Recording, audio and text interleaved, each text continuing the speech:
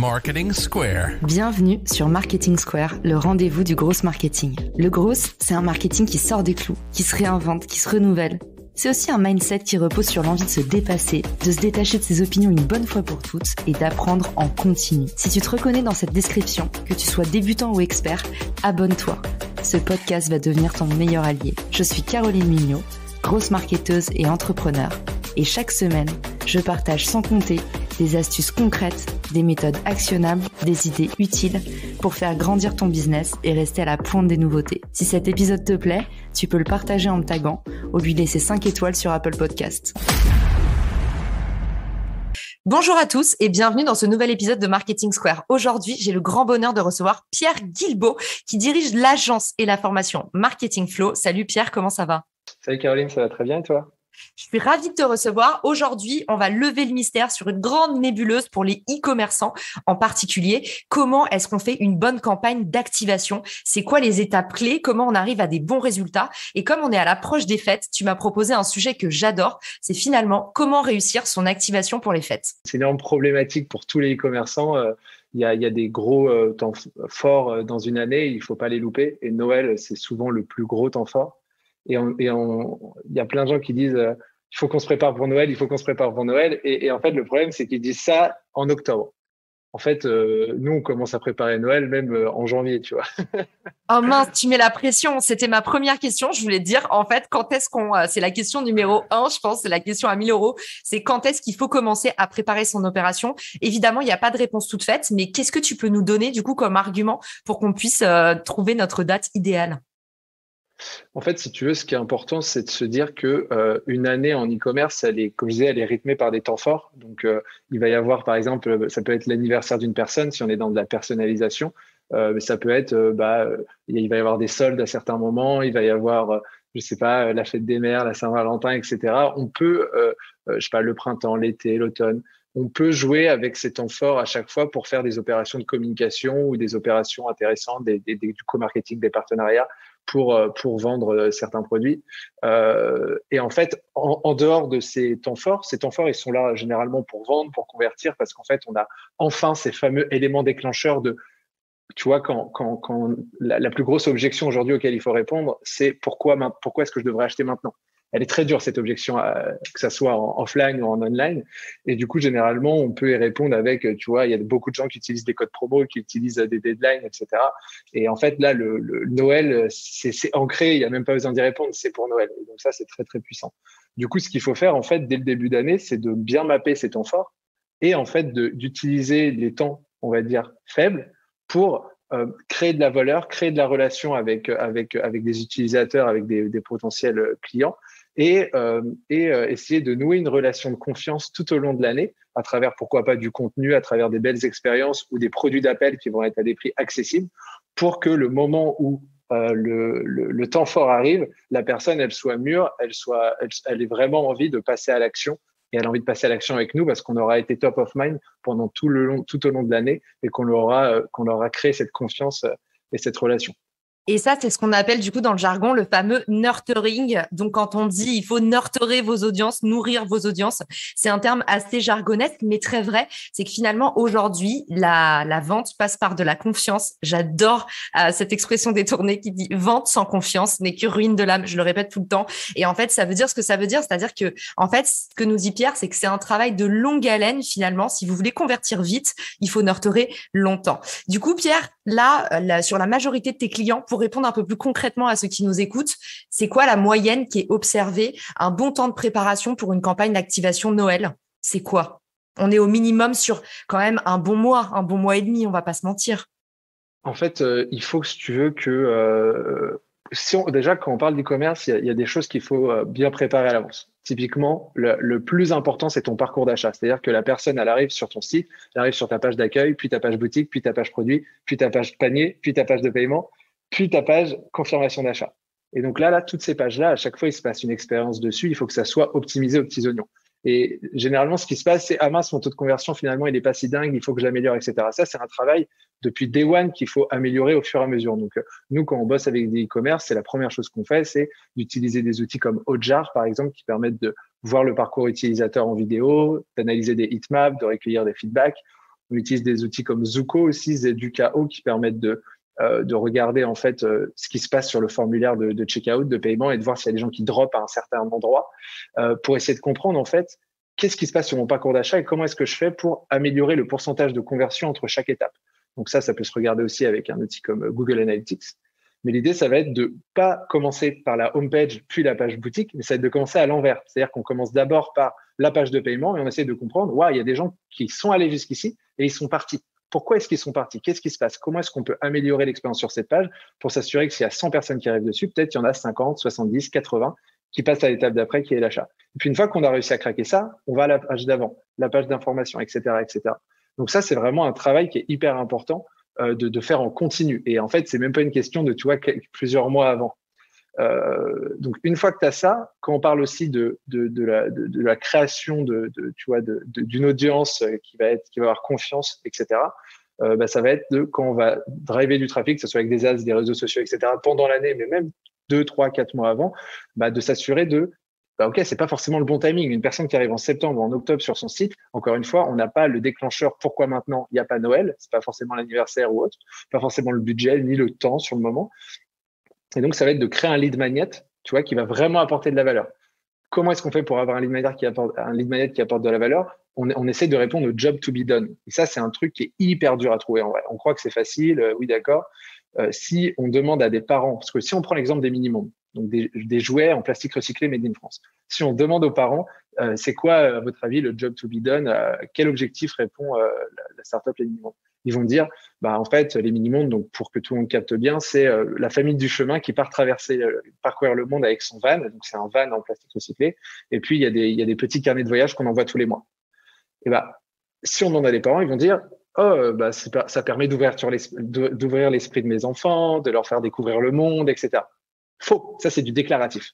La vérité, c'est j'achète un jouet pour occuper mes enfants. Donc en fait, si je suis sur le site des Mini-Mondes à ce moment-là, c'est pour ce job to be done. Le seul moyen que tu vas arriver à convaincre beaucoup de personnes de laisser son email sur un site, c'est de répondre à ce job to be done de manière instantanée. Donc si tu vas jeter un œil sur lesminimondes.fr et que tu sors ta souris de l'écran, tu vas voir qu'on te propose un kit d'activité, un coloriage à recevoir par email hyper facilement en laissant son email en 2 secondes. Et donc là, en fait, ça permet de répondre au job to be done, d'avoir un bon pourcentage de conversion et après, derrière, de pouvoir créer cette relation à travers des emails. On va pouvoir, partager des informations sur comment est-ce que la boîte s'est créée, comment est-ce qu'on fabrique les produits, c'est quoi le storytelling derrière tout ça. Pourquoi pas redonner une ressource, un autre kit, pour apporter de la valeur, etc. Donc, tout ce travail-là, il est hyper important et il doit se faire bien en amont, plusieurs mois pour créer cette relation. Ce qui est intéressant aussi, c'est d'essayer de faire une première vente, de faire une première vente en mode produit d'appel. Donc, typiquement, un van, les Mini-Mondes, ça coûte, je pense, une 50aine d'euros. C'est pas forcément un achat qu'on fait de manière impulsive. Par contre, il y a un carnet d'activités que tu peux recevoir en mode abonnement et là, il est à 6 euros par mois, 6,90 € peut-être par mois.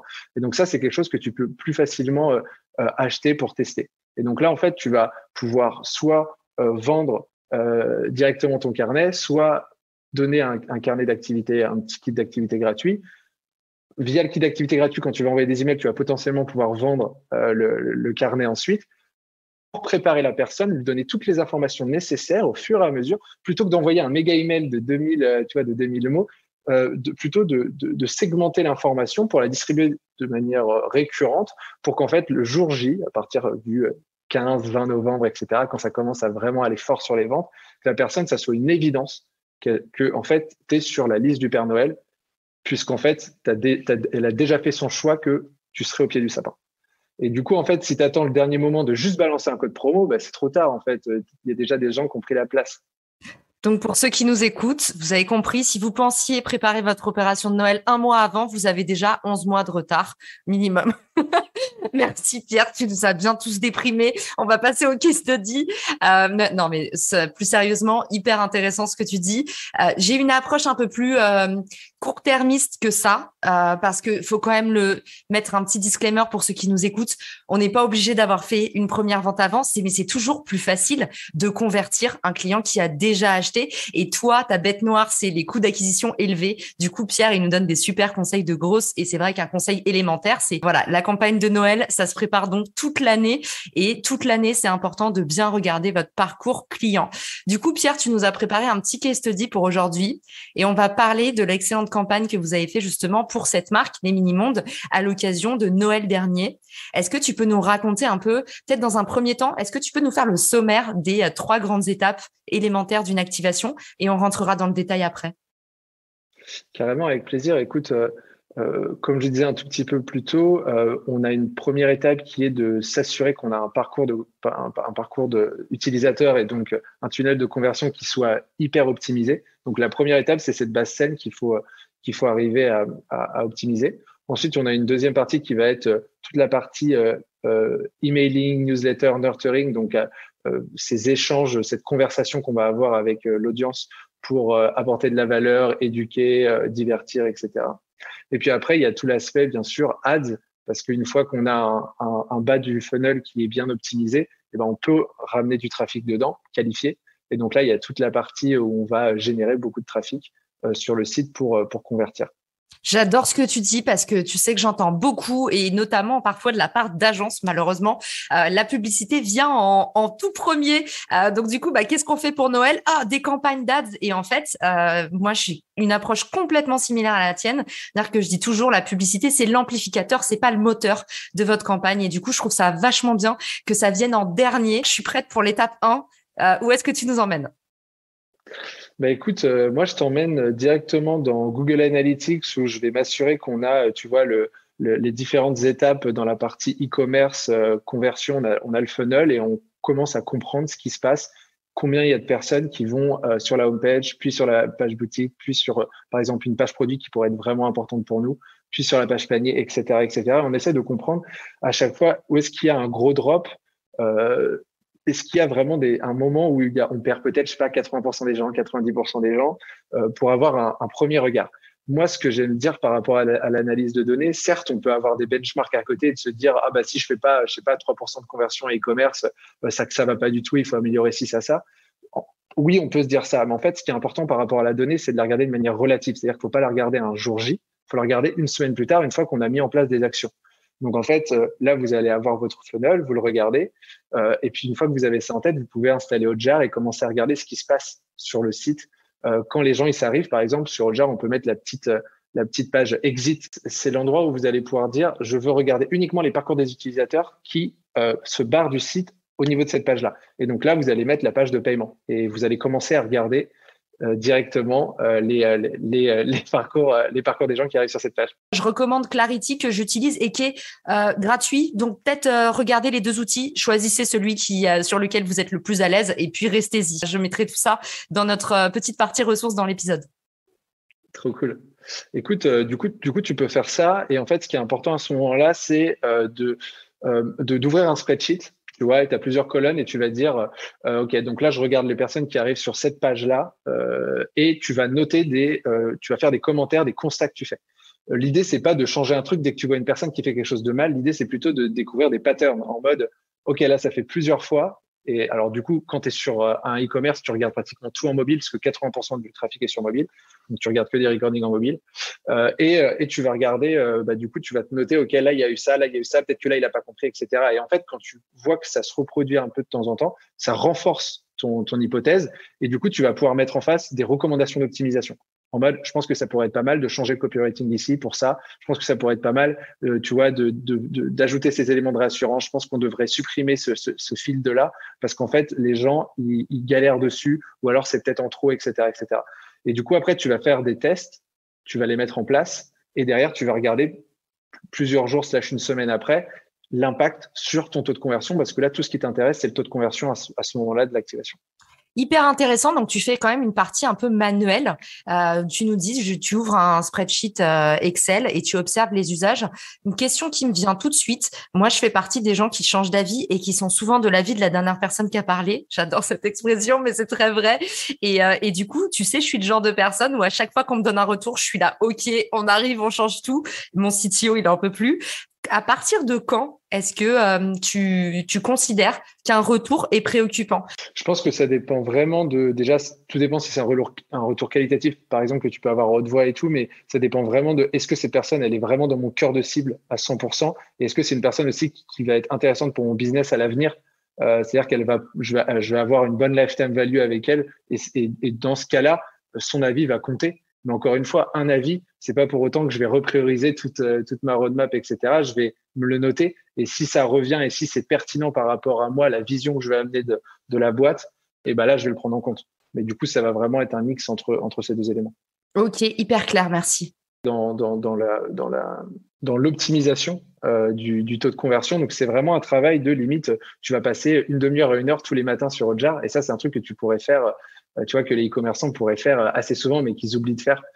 Puisqu'en fait, la première fois qu'ils vont ouvrir Hotjar, ils regardent, ils sont là en mode, quoi, du coup? Genre, il y a une heatmap, c'est rouge et bleu, et du coup, je fais quoi? En fait, on s'en fiche que ça soit rouge ou bleu. C'est plus de savoir, c'était rouge et bleu, tu as fait des changements, est-ce que c'est devenu rouge ou bleu dans l'autre sens ou pas?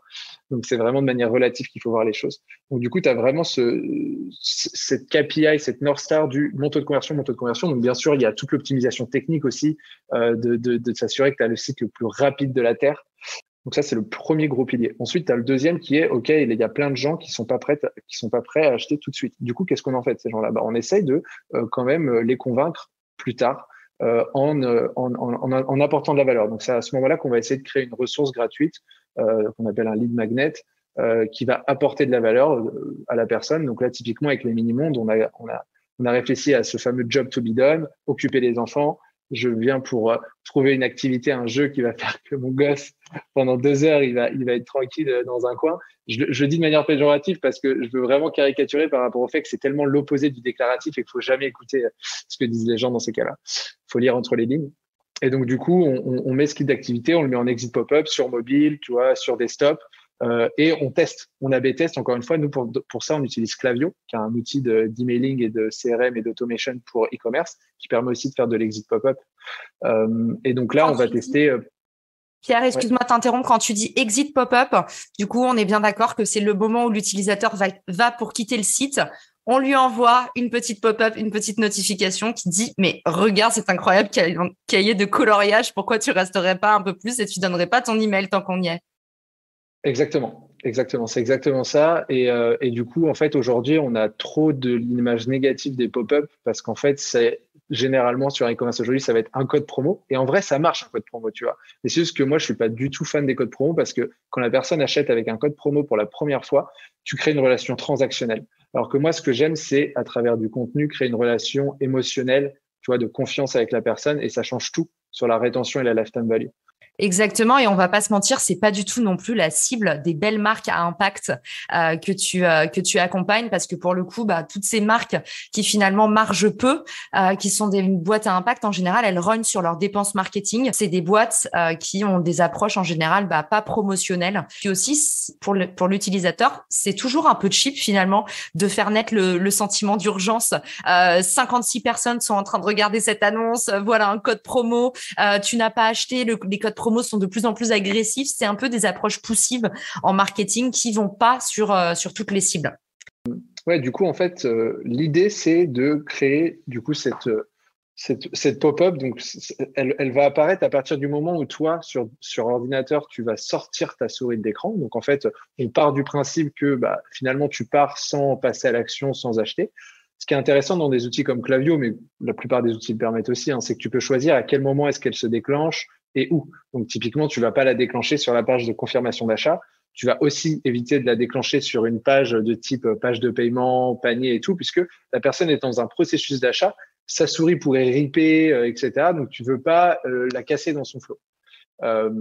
Par contre, tu vas la mettre sur tout le site autrement pour se dire, ok, si elle n'est pas allée par là-bas et qu'elle sort sa souris, on lui fait apparaître quelque chose qui a de la valeur, qui répond à l'objectif pour lequel elle s'est rendue sur ton site. Ok, très clair. Donc du coup, la fameuse fenêtre, la exit pop-up, on la met surtout pas au sein du processus d'achat classique. Mais on peut la mettre au cas où la souris, elle va sur un article de blog, si la souris, elle va pour sortir du site. C'est un petit peu ça le conseil que tu nous donnes. Ouais, tout à fait. L'idée, c'est quand tu es en train de rentrer dans une phase d'achat, l'objectif, c'est d'épurer un maximum.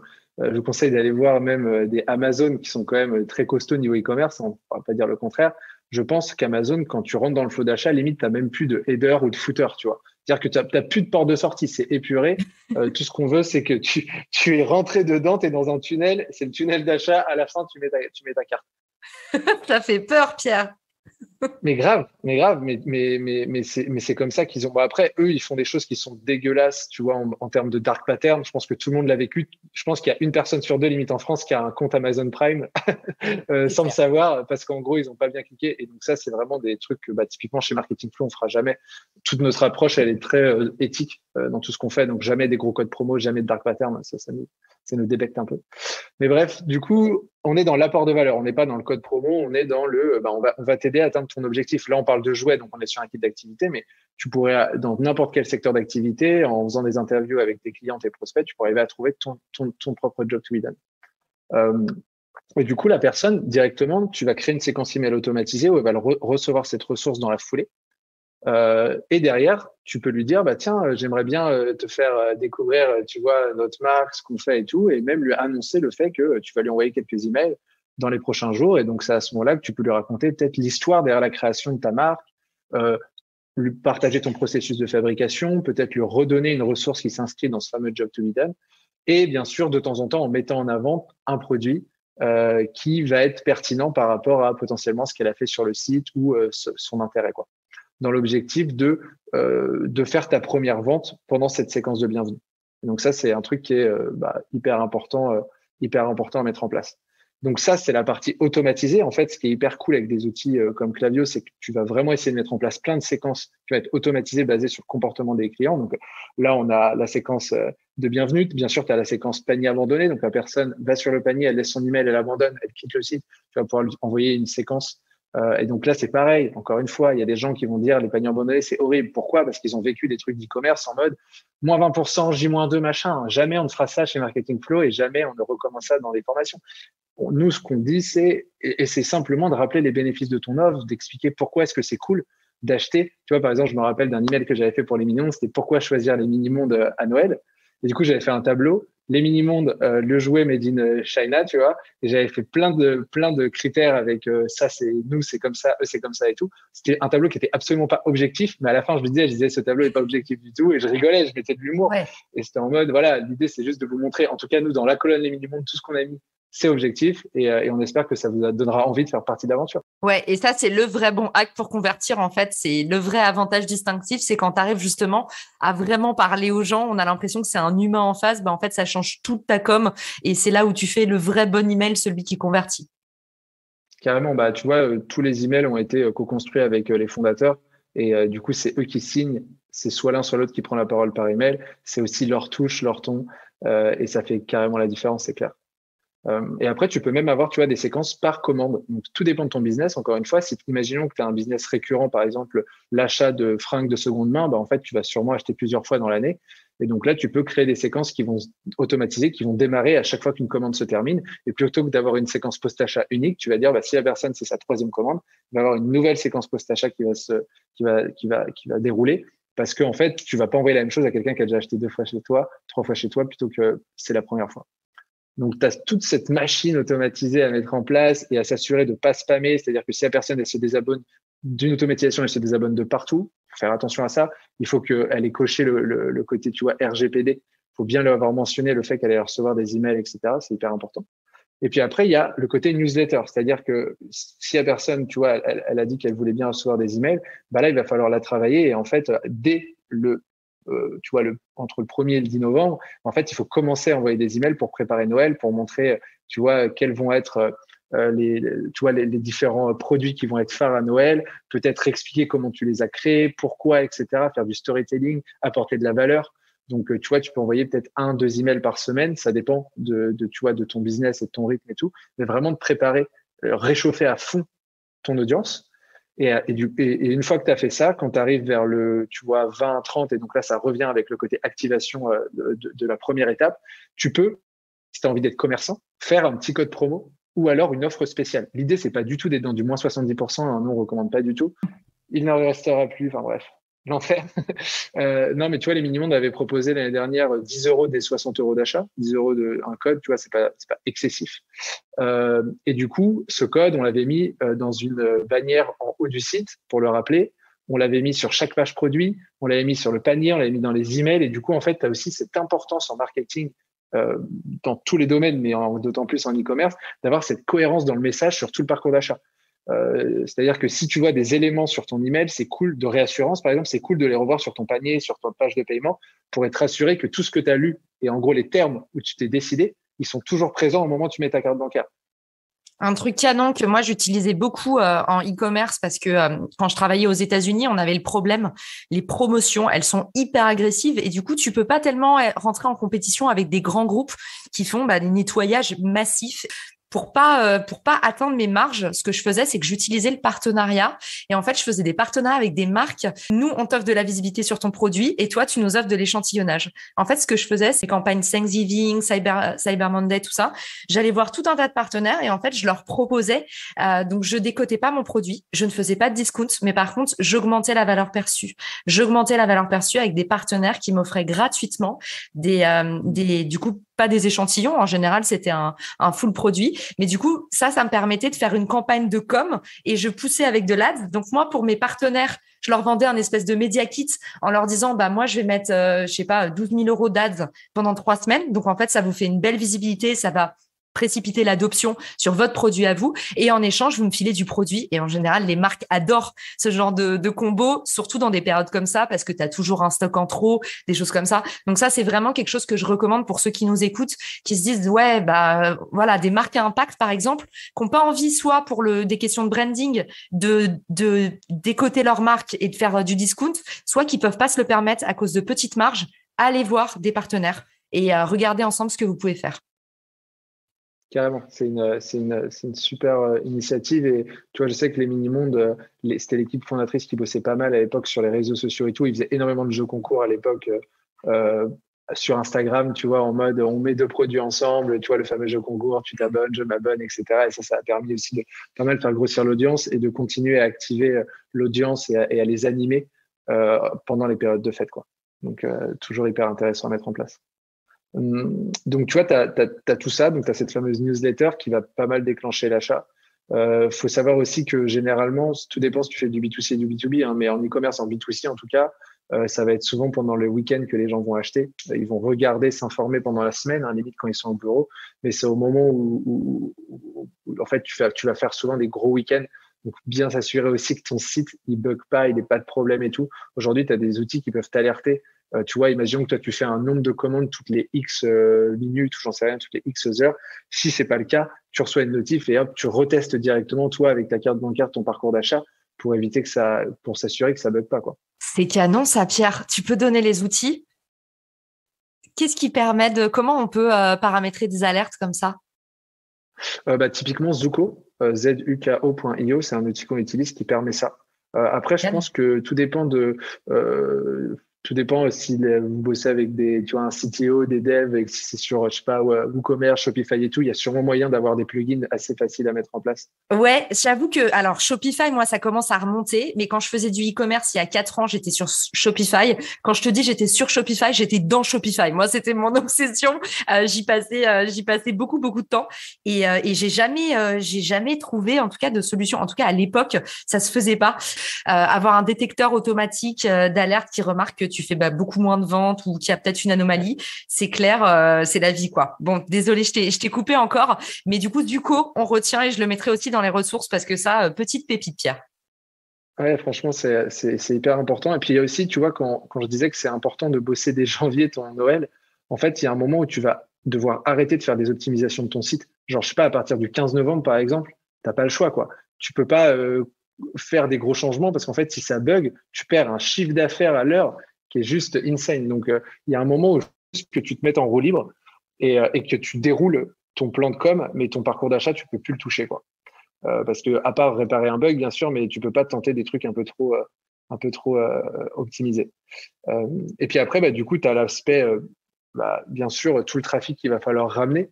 Donc là-dessus, il y a plein de leviers possibles.